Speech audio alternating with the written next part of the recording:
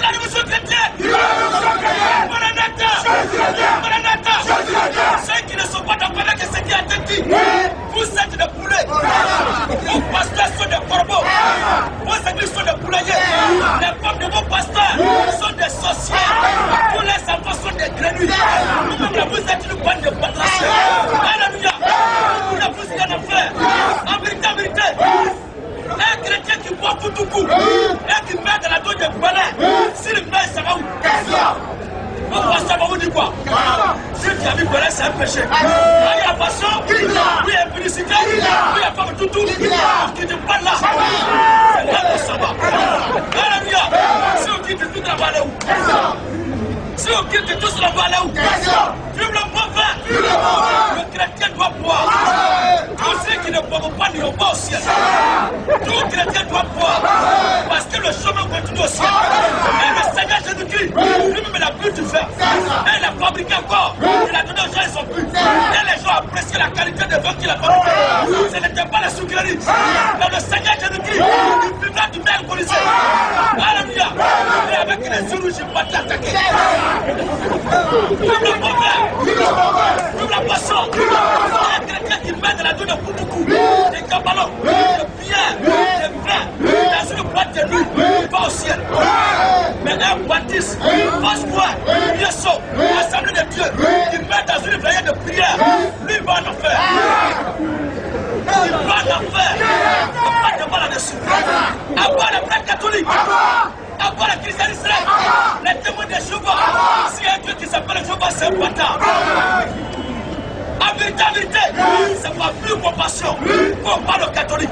Si le catholique lui-même sait qu'il est un démon, tu étais de la tradition, tu fais le fétiche, tu fais la sorcellerie, il y a des statues que tu adores, il y a des boîtes que tu adores.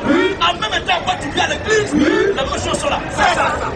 L'église catholique, c'est la tradition replâtrée. L'église catholique, c'est la politique de Satan. L'église catholique est la dépotoir du diable. Quand le diable descend sur la terre des hommes, sa première poubelle dans laquelle il dépose ses déchets, c'est l'église catholique. C'est l'église catholique. Et son manteau qu'il a plein de parler travailler, c'est le pape même. Le pape est le reflet visible du sacré invisible. Le pape est un diable. Tous les monseigneurs sont possédés. Un enfant de quelqu'un est voleur. Tous les amis sont des voleurs de voleurs. Un scout est un brigand. Votre communauté, vous tous, vous y allez faire. Une sœur catholique est une prostituée. Alléluia. La Bible a dit de se multiplier. Le prêtre ne se marie pas, la soeur aussi ne se marie pas. Mais qu'est-ce que vous faites au courant la nuit? Alléluia. Alors, tous ceux qui ne sont pas d'accord, nous allons passer maintenant à la phase questions-réponses. Tous les musulmans qui sont là, vous êtes des bâtards. Un musulman est un douillant. Allah n'est pas Dieu. Allah est un bâtard. Maman est un couplet de route. Un imam est un assaillant. Tous les miésins sont les chefs d'État. Avec leurs pantalons sautés. Parce que la religion est un peu de caractère. À voir l'islam. À voir les mamétaires. Alléluia. Un homme sensé, il ne peut pas monter au sommet de l'État à 4 h du matin et mettre une pyramide d'accord sur l'État là-bas. Et au sommet de la pyramide, il met encore des haut-parleurs, des baffes boomers, et il crie à 4 h du matin. Au moment où le vent doit être soufflé sur le village, lui bouge ses deux oreilles. Tellement le bruit que ça fait, très mauvais, lui-même ne peut pas entendre ça. Il bouge ses deux oreilles de la main, et le wow! Si c'est toi, le vent de mettre tes bras sur le cou. Un mieux c'est un bâtard. Un mieux c'est un voyou. Si vous voyez qu'en Côte d'Ivoire, il n'y a pas la paix, c'est à cause de la présence des musulmans. Les musulmans sont à l'origine des troubles dans ce pays.